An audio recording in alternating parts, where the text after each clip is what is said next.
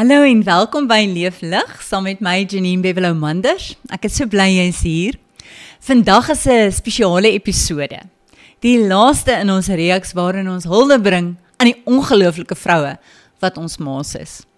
Of jy nou self 'n ma is, 'n geestelike ma vir iemand anders, of 'n dogter wat net wil terugkyk en dankie sê vir jou ma vandag. Dit is vandag vir jou. Die van julle wat dalk so oud is soos ek, sal onthou daar was lank terug was daar so 'n Aquafresh advertensie, waar 3 seentjies op die huis se dak sit en hulle ma's bespreek. En hulle maak 'n bohaai oor hulle ma's wat so kerm en kla. Die een sê, as my ma koud kry, dan moet ek 'n trui aantrek. En so gaan hulle aan en aan oor hulle ma's. Maar wat gebeur? Hulle skop die leer om waarmee hulle die dak opgeklim het. En wat doen hulle? Hulle roep, Ma! Hierdie advertensie som mal wees sommer in 'n neutedop op, daai alles in een mams. Sy is die broeishen wat haar kleintjies altyd beskerm, en sy is die een op wie se knoppie almal weet hulle kan enige tyd druk. Ja, 'n ma is presies soos daai slagspreuk gelei het, 'n alles in een mams. Daar is min dinge met soveel krag as die trane en die gebed van 'n ma. Daar's min dinge sagter as 'n drukkie van 'n ma en 'n liefdevolle aanraking. As jy op soek was na die perfekte ma, by wie jy jou enigste kind moes los, wie sou jy kies? Sou sy ryk, mooi, gesofistikeerd gewees het, geleerd of suksesvol? Ek onthou 'n vriendin het lank terug vertel dat toe sy iemand gesoek het wat na haar kinders kyk terwyl sy skool hou, het sy gekyk na wie se kind se kosblik die beste gepak is.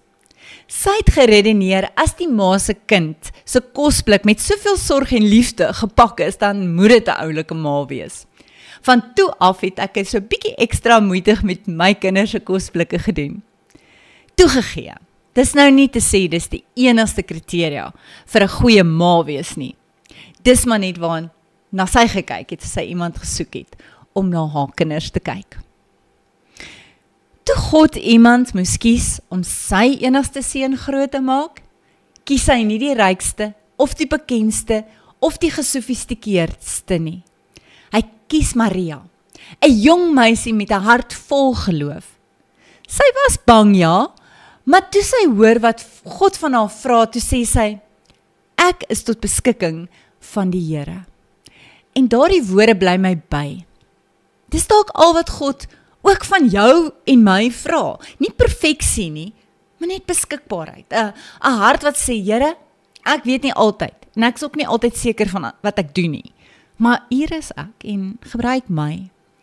Maria was geanker in God se woord, en daar lê die geheim, dink ek.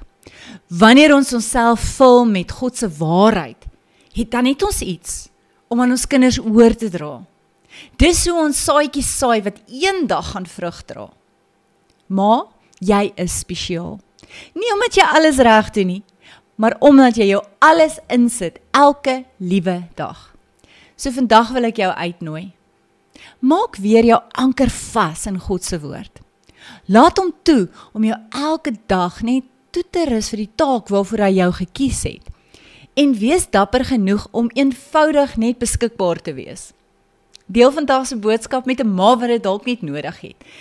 En as jy voel dis tyd om weer jou eie geloof so 'n bietjie vas te maak, maak tyd vandag vir stilte, vir gebed, vir herfokus. As vandag se boodskap jou hart aangeraak het, kom gesels gerus saam. Besoek my webtuiste by www.leeflig.com of stuur vir my 'n boodskap op Facebook Messenger. Jy is geliefd, jy is waardevol en jy doen baie beter as wat jy dink. So tot volgende keer, ek stuur vir jou lig, liefde en seën. Onthou, leef lig, leef voluit. www, nou sê ek baie verkeerd. Tog.